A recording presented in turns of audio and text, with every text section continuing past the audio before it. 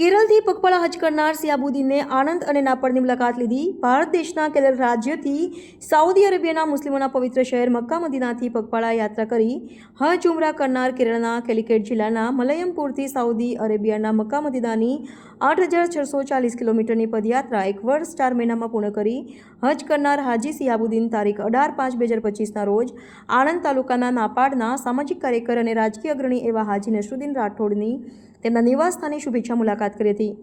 ત્યારબાદ આણંદની હજ ઉમરા અને જિયારતમાં જેનું નામ મોખરે છે અને છેલ્લા 10 વર્ષથી હજ ઉમરા જિયારત કરવામાં અગ્રેસર છે અને ગુજરાતભરમાં 40થી વધુ શાખાઓ ધરાવતી અલ્ફલા ટૂર્સ એન્ડ ટ્રાવેલ્સ આણંદના સંચાલક હાજી અનીશભાઈ વિરાણીની પણ શુભેચ્છા મુલાકાત તેઓની ઓફિસે લીધી હતી.